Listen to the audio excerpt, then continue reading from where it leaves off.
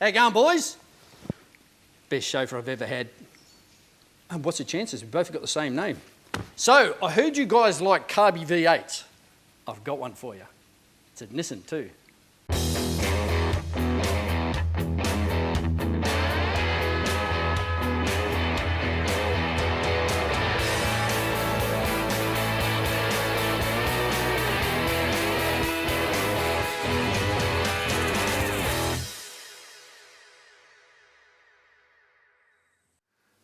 Welcome back to the Skid Factory. That was our mate Mark and his driver Mark. Chauffeur? Driver? Yes, let's just say driver. And they've just completed around about 1,200 kilometre trip up from Sydney to deliver this to the Skid Factory. You might recognise Mark from such other shows as Barrel Brothers YouTube channel. Mark owns Barrel Brothers Wheels, which is based in Sydney, and they specialise in reworking or refurbishing old Japanese wheels. You can check out his channel here, or here, or here.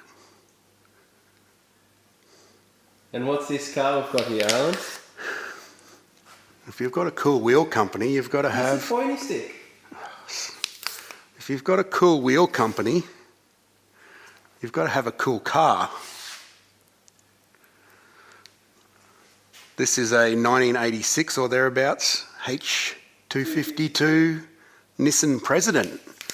So this is probably Nissan's equivalent to a Toyota Century. It's a sort of a upper class limousine, personal transport vehicle for businessmen and royalty and the like. So it's very nicely built. It looks like it's about 40 years older than it is, pretty similar to a Century. And it's got some old tech in it as well. We'll get to that in a second. Maybe we should have a walk around, Woody. There's heaps of gadgets on it. Then you can use your pointy stick. Oh, you broke it. Oh, don't be that guy. That's Woody's job normally. Alright, it's all good, I fixed it. On most vehicles, it's all about what's happening in the driver's seat. But not on this particular car. All the action is in the back here. Let's have a look. You're very enthusiastic today, Alan. It's not every day you get to drive business class. Shoes off, mate. I don't want to tarnish the Chesterfield.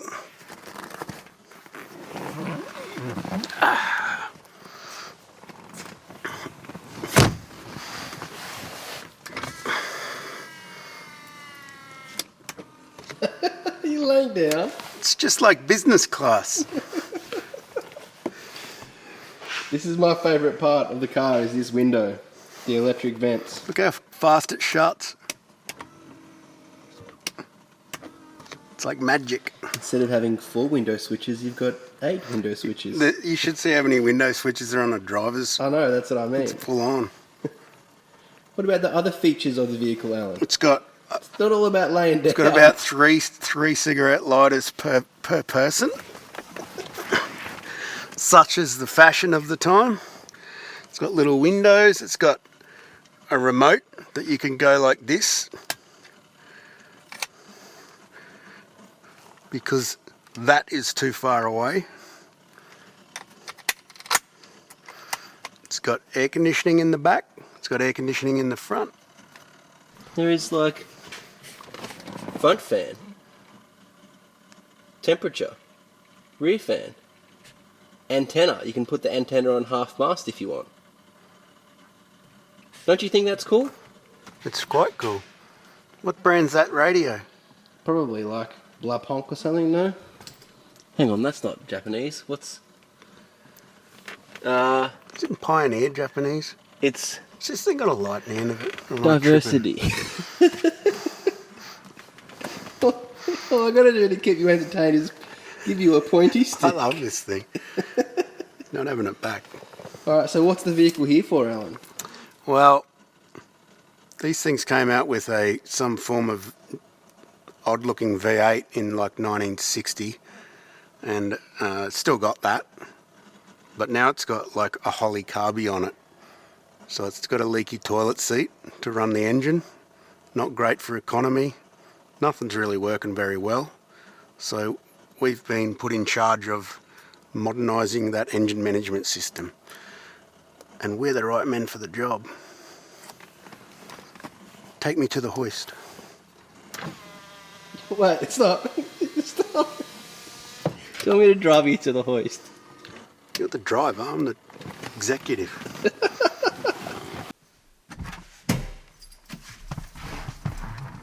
Oh. So comfy. Don't, bro. Column shift. To the hoist, good sir. Where to, driver?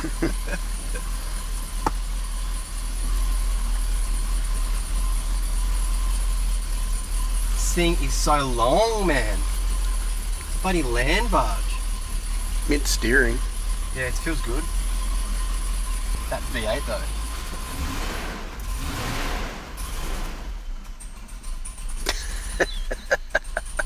Sweet as.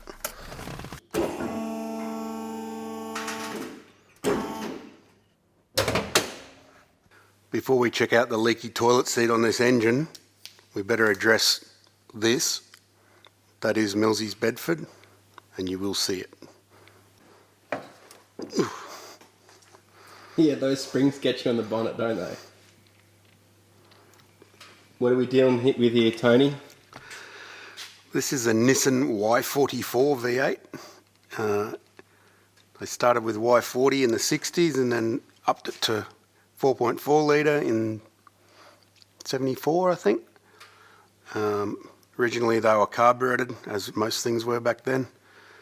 And then they changed them to electronic fuel injection in 1975. So about the same time that I was born. Seems like a coincidence, doesn't it? This particular engine has had the fuel injection removed off it, presumably because something went wrong with it, because it no doubt was like a hamster running around in an enclosed cage, and the hamster wheel must have broken or something, so it stopped working. So some genius, and I mean that, has fitted this Holly 350. Not only that, they've also fitted a Holden V8 distributor, electronic distributor. So kudos.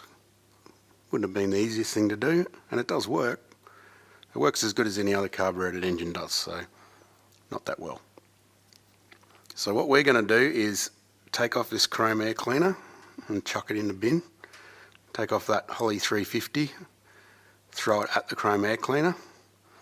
I'll probably keep this because it looks alright. Someone with an iron line might need it. Other than that, the plan is to remove every single horrible hose, pipe, vacuum line, you name it. Pull it all out. Put fuel injection back on it. The injectors are still in the manifold. They're just there to plug up the holes in the manifold. So we got some new VL turbo injectors from Raceworks, because these have got old school hose end injectors on them. So an injector doesn't have an O-ring on the top, it's got a hose on the top that plugs into a rail. So we've got a full set of them. I've got a Holden V8 VT distributor, so it looks like that, but it's got a crank angle sensor inside it. We're going to use that. And some LS2 coils from PAT, and of course a Haltech ECU. First of all, I'm going to pull it all apart because I really need to see more stuff. So let's do that. You just want to throw that Weber in the bin. It's not a Weber. Holly in the bin. Not that good.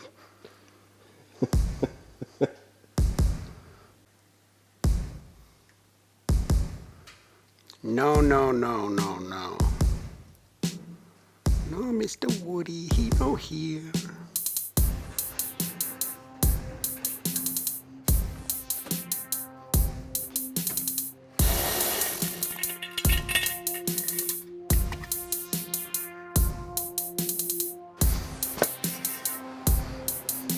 Isn't that supposed to be in the exhaust?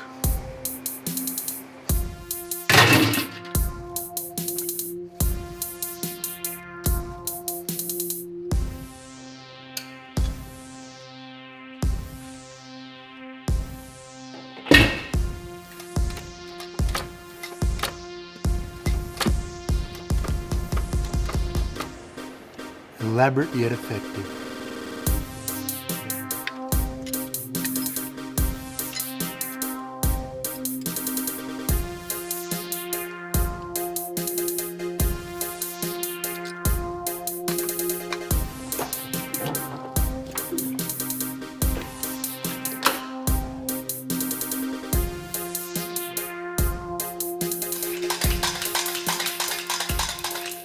My toilet's leaking.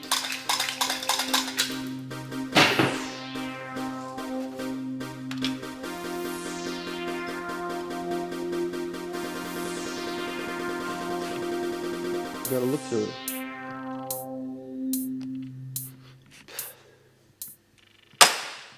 Few hours of work and we're back to square one base of Nissan engine without carburetors on it, which is always preferred. This little red cap is covering up the throttle body hole. That's the Holden Dizzy. I haven't pulled that out yet because I don't want things to fall down the hole. These are the injectors that I was talking about earlier. They're hose tails. As you can see, they've got a little hose hanging out of them and it's sort of crimped on down below, and they are clamped in there. They're not held in by a fuel rail like everything is nowadays. So for that reason we have purchased some VL turbo injectors, or RB30 turbo injectors, because you can still buy them, which I thought was pretty cool. I wouldn't have thought you'd be able to buy VL turbo replacement injectors nowadays. That's what they look like. Clamp goes around there, O-rings, just a basic fuel rail with just pipes hanging out of it everywhere, and you're good to go. This was a distributed engine initially from factory. Obviously it had a distributor and a bunch of leads, and this is a distributor, but we're not going to use it because I don't like distributors and I'd rather use coil packs. So that's only going to be used as a crank angle sensor. That's a VT Commodore or Iron Lion crank angle sensor, so it's 8 poles plus 1, so you can run sequential or whatever. A very good trigger, no fuss to pick up, etc. They're just LS2 coils or replacement LS2 coils. Good stuff. Plenty of spark, short leads, no stuff going everywhere. That's the way it should be. Got a bunch of plugs and stuff here too. Got all connectors and stuff. It's all from Raceworks or PAT. This is the throttle body. It's actually a reasonable size. I wasn't sure whether we were going to use it or not until I sort of pulled everything apart and looked at it and saw how it worked. But it looks okay, and it's not worn out or anything. It's really well built. It's got the 90-degree adapter and stuff on it, and there's a little bit of complexity built into it with air bypasses. That was the idle control valve. It's a vacuum operated air leak. So some pretty primitive stuff going on here. It is a hangover from the 70s after all. That juggernaut there is some sort of very, very complicated looking solenoid process to, I think, turn this on and to turn the EGR valve on. So none of it was connected, and I think the EGR valve was just connected to vacuum and it was just mixing exhaust gas into the engine the whole time. So that won't happen when we're done. What I'm going to do with this is that pattern there is fresh air in through the valve, back in through into the engine. These two holes here are actually the same width apart as this Ford idle motor. It's just a 2-wire, I don't know, AU Falcon or something. So I'm just going to weld up these holes and re-drill and tap, and that'll work sweet. These work awesome with Haltex and a lot of other ECUs as well. Very simple and good control.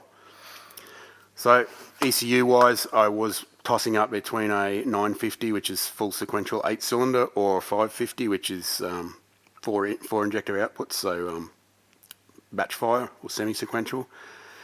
I didn't really know what the engine was going to look like. It looks like a really old American V8 from the 60s just to look at it, but until we got it apart, I can see it's got aluminium cylinder heads and alloy inlet manifold that's really nicely designed and that sort of thing.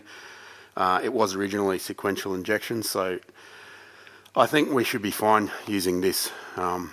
It's a lot, when the engine's designed properly, you can actually get away with less engine management, believe it or not, when they're sort of old junk that isn't meant to have fuel injection on it. Yeah, sometimes they're better off with sequential because you don't get cylinders interfering with each other and that sort of thing. So Elite 550, if you've got a Haltech, you should have a WB1 in conjunction with it. Best thing you can use. Safety, tunability, it's all there, and cheap. So these go together. All this stuff will go in. We'll make a cap for this so it doesn't have a distributor cap, because distributor caps suck. And then we'll start putting it all back together. I'm gonna buy you one of those pointy fingers for Christmas. I love this thing. Can I get a middle finger one as well? Remember, kids, say no to carburetors. That's all we got for you this week. Tune in next week when we put the E back into Sovereign V8E VIP. That rolls right off the tongue. In the meantime, head over to Barrel Brothers YouTube channel. Check out this car and a few other cool and strange Japanese vehicles that they like to collect. What about that ugly Bedford in the background? We'll probably work on that because clearly we already have, so that might show up at any moment, so brace yourselves. Surprise! Next week we're working on the Bedford. Supplies! Yeah, we could be working on the Bedford next week as well, so. Anywho, see you next time. Thanks for watching. Like and subscribe, hit the bell, all that stuff.